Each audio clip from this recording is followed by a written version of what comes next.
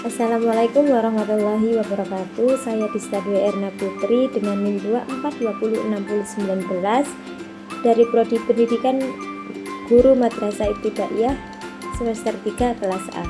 Di sini saya akan menyampaikan tentang pengertian komponen biotik dan abiotik. Mata pelajaran Ilmu Pengetahuan Alam Sosial kelas 5 fase C dengan tema harmoni dan ekosistem. Pada bab ini, capaian pembelajarannya yaitu peserta didik mampu menganalisis hubungan antara komponen biotik dan abiotik terhadap ekosistem.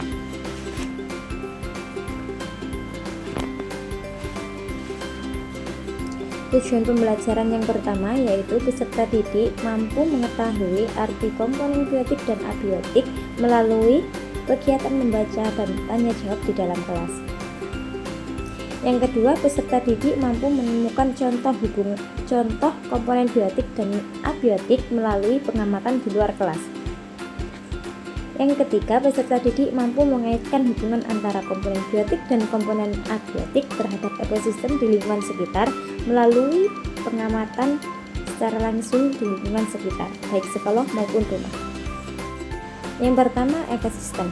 Ekosistem adalah hubungan antara makhluk hidup atau yang disebut komponen biotik dan lingkungan yang tidak hidup atau biasanya disebut dengan komponen abiotik.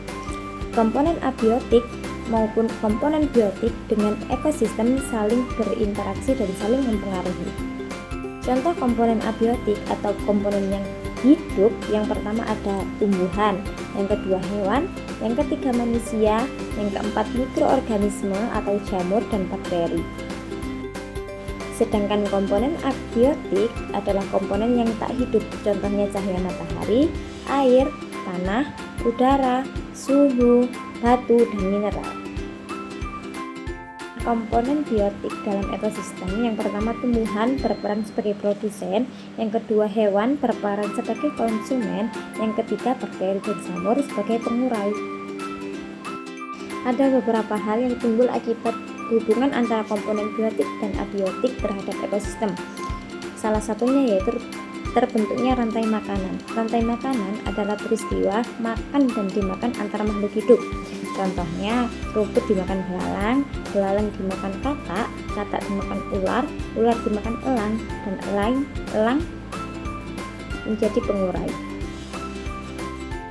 Selanjutnya, selain terbentuk rantai makanan, terbentuk juga jaring-jaring makanan.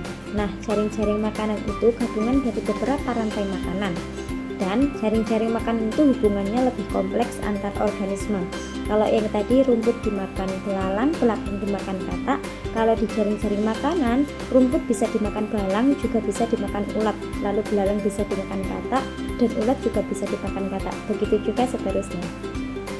Ada beberapa interaksi antar komponen biotik dalam ekosistem. Yang pertama, terbentuknya simbiosis mutualisme, di mana simbiosis ini terjadi untuk menguntungkan kedua belah pihak. Contohnya bunga dengan kupu-kupu. Kupu-kupu mendapatkan nektar dari bunga, sedangkan bunga dibantu proses penyerbukan oleh kupu-kupu. Yang kedua ada simbiosis komensalisme, di mana salah satu pihak diuntungkan dan pihak yang lain tidak dirugikan. Contohnya anggrek yang ada di pohon mangga. Anggrek menempel pada pohon mangga untuk tinggal, tapi tidak menyerap nutrisi pada pohon mangga, sehingga pohon mangga tidak dirugikan. Yang ketiga ada simbiosis parasitisme, yaitu di mana salah satu pihak dirugikan dan yang satu diuntungkan, seperti cacing pita di tubuh manusia. Selanjutnya ada keseimbangan ekosistem. Ekosistem seimbang jika semua komponen berfungsi dengan baik.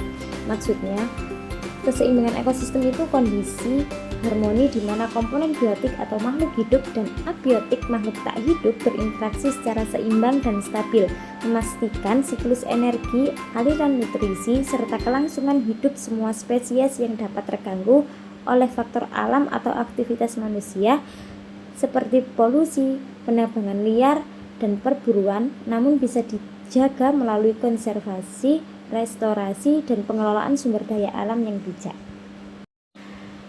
Selanjutnya perubahan ekosistem. Perubahan ekosistem disebabkan oleh beberapa hal. Yang pertama ada kebakaran, yang kedua banjir, yang ketiga perburuan liar, ada pencemaran, penebangan hutan secara liar, dan masih banyak lagi. Akibatnya dapat menyebabkan pergeseran spesies, gangguan keseimbangan, hingga munculnya ekosistem baru melalui proses seperti suksesi ekologi, di mana interaksi antar makhluk hidup dan lingkungannya selalu dinamis. Cara menjaga ekosistem yang pertama mengurangi sampah, yaitu membuang sampah pada tempatnya, mengurangi sampah plastik, dan memperbanyak penggunaan produk yang tidak sekali pakai. Yang kedua, menjaga kelestarian hutan dengan cara tidak menebang pohon secara liar. Yang ketiga, tidak merusak habitat makhluk hidup. Artinya, menjaga lingkungan tempat tinggal alami flora dan fauna agar tetap utuh, sehat, dan berfungsi sebagaimana mestinya. Nah, itu tadi seputar ekosistem dan komponen biotik serta komponen abiotik. Sekian dari saya, semoga bermanfaat. Terima kasih. Wassalamualaikum warahmatullahi wabarakatuh.